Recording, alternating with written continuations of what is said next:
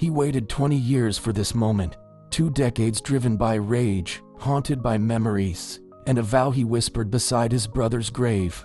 Every step, every scar, every sleepless night, all led to this day. And when he finally stood face to face with the man who destroyed his family, he didn't raise his weapon, he didn't scream. He simply looked into the eyes of a broken man and chose mercy over vengeance. This is the story of Karim El-Haddad and how revenge gave way to something far more powerful: forgiveness. Karim and Samir were more than brothers, they were best friends, business partners, each other's anchor in a world that often felt uncertain. Together, they built a small corner shop in their neighborhood. It wasn't much, but it was theirs, a dream realized through sweat, trust, and brotherhood. Then came the afternoon of October 12, 1998. A warm day, ordinary in every way, until Idris's walked through their door. He smiled, friendly, harmless, just another customer, or so it seemed. But minutes later, the silence was broken by the sound of sirens. Samir was found behind the counter, lifeless.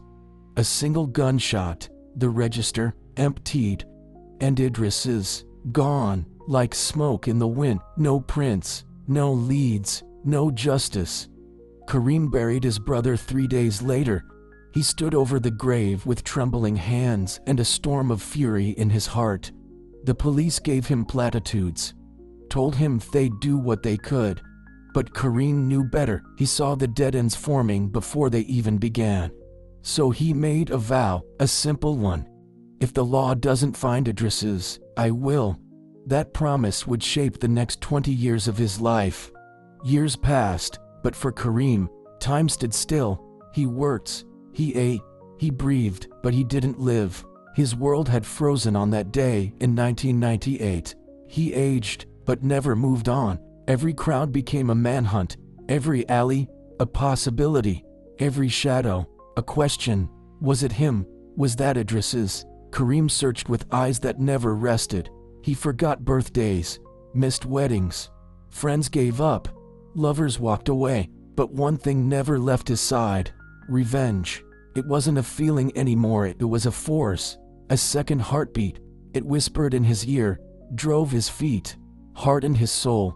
And then, one winter morning, cold, quiet, unassuming, the phone rang. An unfamiliar voice, just 5 words. We found him, Idris's. After 20 years, the hunt was no longer a question, it was a destination. He recognized the walk first, a slight limp, barely noticeable, then the nervous twitch in his left hand, and finally, the scar just above his right eye. It was him, Idris's. After 2 decades of ghosts and guesswork, there was no doubt. He'd been hiding in plain sight, a new name, a dead-end job, a worn face hollowed by guilt or maybe fear. No family, no friends, just the shell of a man who once tore a world apart. Karim watched him for days, not out of hesitation, but preparation. He needed to be sure, and when the time came, he didn't flinch. One cold night, he followed Idris's home, waited until the lights went out. Then, with slow, deliberate steps, he knocked. The door creaked open and Idris's froze. Their eyes met. Years of pain, rage, and regret collapsed into a single moment. Karim said nothing. The gun said everything. Idris's, trembling, barely above a whisper. Karim, I knew this day would come. But Idris's didn't run. He didn't raise his hands. He didn't even flinch. He just looked Karim in the eye, tired, worn, ready, and then he spoke. Idris's, I didn't come that day to rob you. I came to warn Samir. He trusted the wrong people, and I found out too late. The real job, the robbery, was planned by someone else. People I used to run with. I tried to stop it. I told Samir to shut down early, to leave. But he wouldn't listen, said he wasn't afraid. When it went wrong, I panicked, I ran.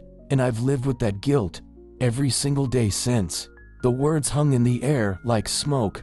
Karim's grip on the gun tightened and loosened.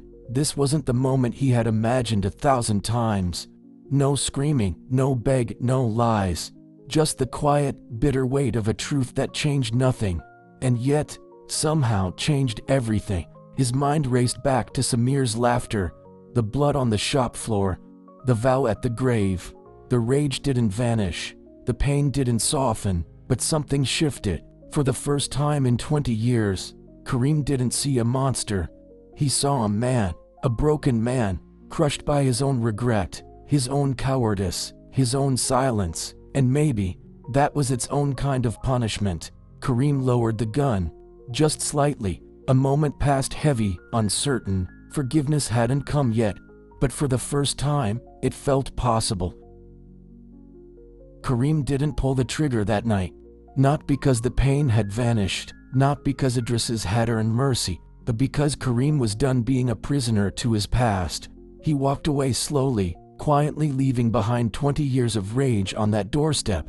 The next morning, he took the gun to the place where it had all begun, his brother's grave. The ground was still damp from the rain. Karim knelt, hands steady for the first time in years, and dug a shallow patch of earth. He laid the weapon down, then whispered, "This is not justice. This is freedom." And just like that, the cycle ended. And forgiving Idris's, Karim hadn't freed the man who ruined his life. He had freed himself from grief, from vengeance, from the shadow he had lived in for far too long. He reopened the shop. The shelves were new, the walls freshly painted, but the spirit was the same. He smiled again. He laughed again. And when people asked, he told them the story, not to relive the pain, but to share the lesson, that even the deepest wounds can close, and sometimes, the greatest strength is letting go.